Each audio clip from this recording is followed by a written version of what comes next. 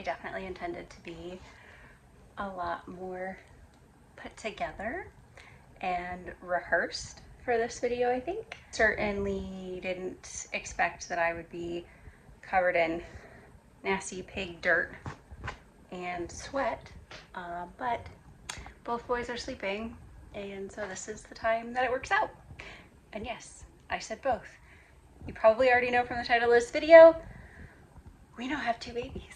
We adopted. I've been really consumed and preoccupied with the process for the last like 5 months now. He's been with us, I don't know when you're gonna see this video, but as of filming it, he's been with us for like 6 weeks. I have an entire series, start to finish, about our adoption journey.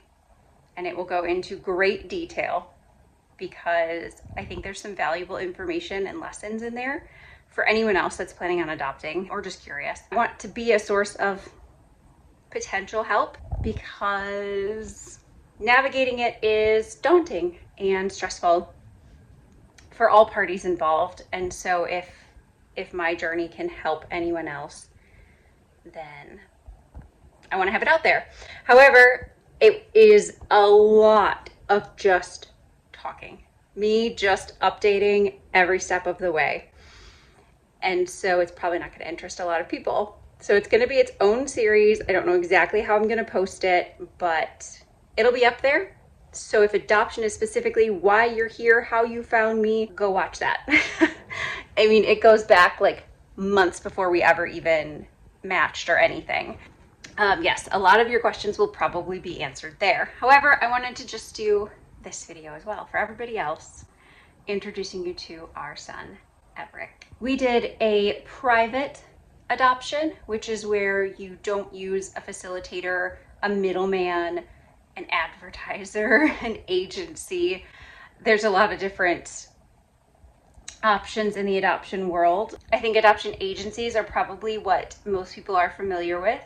They've been around a long time. The adoption industry, if that's what you want to call it, has changed a lot though. There are a lot of agencies that don't really serve a purpose, if we're being honest. There are a lot of money grabbing agencies. They're not assisting prospective adoptive families or the birth mothers as much as I feel they should, especially with the price tags they come with. So that's why we chose, after a lot of consideration, to attempt to privately adopt. The odds of adopting a newborn are very slim. I will say that. Statistics are something like 100 waiting families per newborn. So we went into it not expecting things to move along quickly, but also knowing that we were ready if they did. We've been ready for another baby. So we just started walking the road, and very quickly, truthfully 1 month basically after we really took it seriously and started marketing ourselves, whatever, making ourselves known to birth parents who may be considering adoption. 1 month into that, essentially, we were chosen, and I'm speechless. I'm speechless about all of it. I've wanted to adopt forever. I knew that, and again, you'll hear more about the backstory, but for decades, that has been something that I wanted to make myself open to. Fostering and adopting. Fostering did not work out for us. So please, be kind in your comments. I know people kind of have the mindset that there's a ton of kids available that need homes in the foster world, and there are, but there are some parameters regarding fostering and fostering to adopt and the available children and our lifestyle. And there's a lot of things. Maybe I will get into it, maybe I won't, but basically fostering did not work out for us. My sister fosters. I love the idea of fostering. I thought that's what I would do. It isn't. We ended up just adopting. We weren't opposed to adopting older children either. Actually, that's kind of way back when, before Huxley. That was sort of our game plan originally, was to start with older children, like 3-ish years old, give or take. So age did not matter. It just so happened that, yes, the parents we were chosen by had a newborn. We were chosen about 4 months before he arrived. And so it was just navigating that process. Very overwhelming, very expensive. I think that's something everybody knows about adoption. Very expensive. However, private adoption does generally work out to be less expensive. I can tell you just right off the bat, for an adoption agency, you're probably going to look at a minimum of $20,000, a maximum of like $50,000, and that's on a contract, most of them for a year or two. If you don't get selected in that time, oh well, you lose that money basically. It also does not cover birth mother expenses. I think some of them cover home studies. I think some of them cover legal fees, but I honestly don't know. That may not be the case. They may just for their services charge you that much. So those are some other considerations. So for costs, legal fees, medical fees, and birth mother fees. I think the total for ours was less than 20 grand, but still a very large amount to process. I'm trying to just touch on like what I think the big questions will be for anyone that doesn't want to have to sit through the step-by-step details. How we did it, the process, the cost. I had to spend about a month in baby's birth state because there are also, when you're adopting across state lines, there's just a lot of additional paperwork and wait time and all that kind of stuff. And again, I have all the videos that will show you my journey there, how that played out, what that looked like. So stay tuned for those. Those will not be specifically on my adoption journey playlist. We've been home now for exactly a week. Whirlwind. This week has felt like the shortest and longest week of my life. We're not really settled in. I've basically been just like spinning my wheels trying to get everything back in order from being gone for so long. And so I feel like we're almost ready to get into the routines and see what life is really like as a family of 4. Cannot believe that I have 2 sons, 2 boys, and they are a year apart, like almost exactly a year apart. I love that for them. I love that for us. I just, oh my God, I'm so happy. I'm so happy. I really in my core did not think that this would happen for us. It's overwhelming. I want to acknowledge a couple of things though about adoption. There is also the realization that obviously adoption is an emotional roller coaster, and as like high as the joys are in some aspects, there are also some really sad moments. And I think it's super important for everyone involved to make sure that they are just taking stock of their mental health and speaking to people, getting help if they need it, particularly the birth mother, birth parents, eventually the adopted child as well. Because there is trauma with it. I mean, there's no way around it. Even if this is the best path for all parties involved to take, that doesn't mean that it comes without any problems at all, I guess. There's that. That's certainly something you need to address with this. I think it's also important to talk about resources for birth mothers. Adoption should never be a choice that is forced because of a birth mother's place in life. I see a lot of people talking about how badly they truly want to keep the baby, but like financially they just can't for X, Y, and Z reasons. And sometimes it's not something they want to tackle, and they don't want the assistance. You know, they would just rather place the baby. That's different. It's the ones that legitimately don't want to, but feel like financially or just in terms of the support around them that they have no choice. And there are a lot of groups out there that offer help. And so as much as we wanted to adopt, as much as other families out there want to adopt, just be sure that the birth mother involved is fully aware, because that will help avoid some pretty traumatic things down the road potentially. The other thing that I just want to give a little disclaimer about before I share all of the details in the other videos is that addiction and substance abuse, opioid use, was a factor in this situation, I guess is the way to put it. And picking my words carefully here, there's a serious crisis in the United States right now. I don't think that there are adequate resources being made available to people suffering from addiction. I don't think that there's a big enough effort being made to try and reverse the situation that we're in.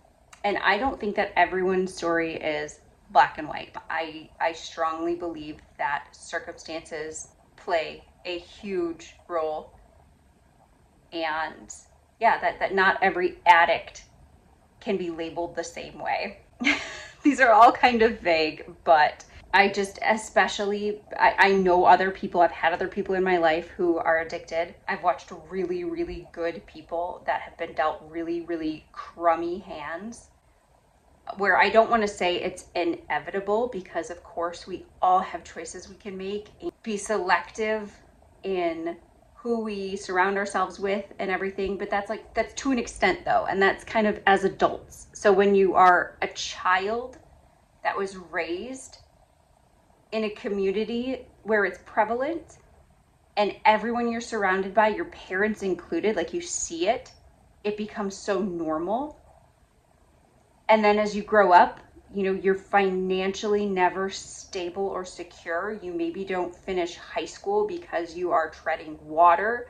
You don't have the support you need. There's so much fighting against you, where yes, you do still have a choice, but like, I can't imagine those odds. All of that to say, being involved in this, you want to be angry knowing that a baby is being subjected to this. You want to immediately blame the mother, question how a person could ever do that to a baby.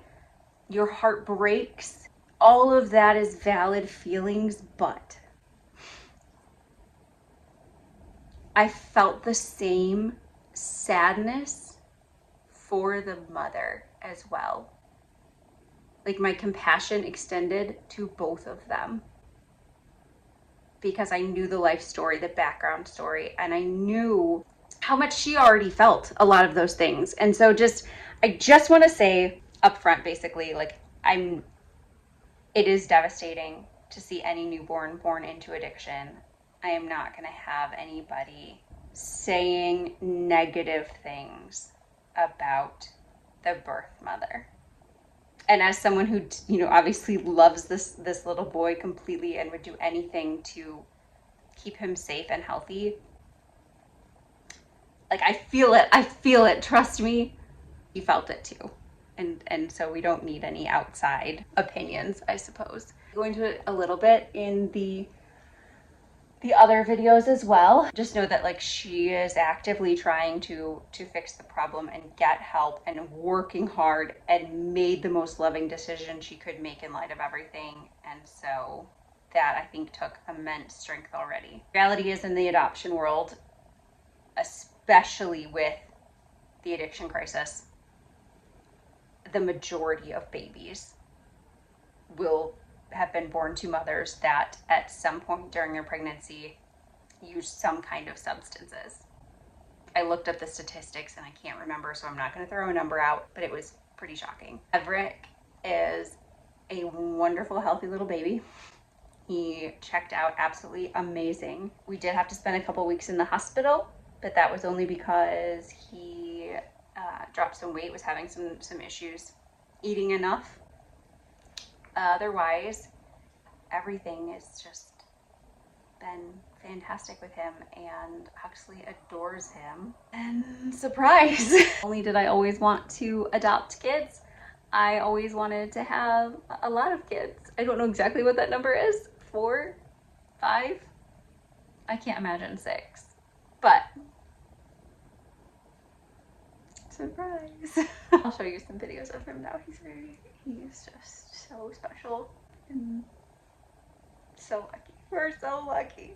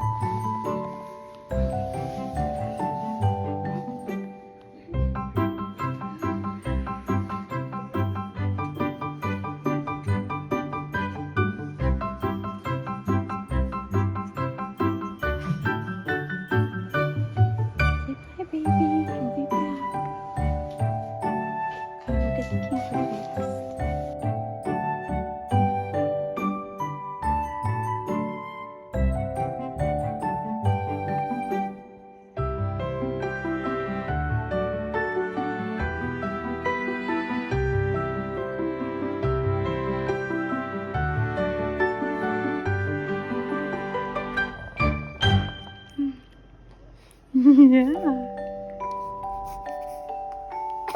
Oh, he sneezed.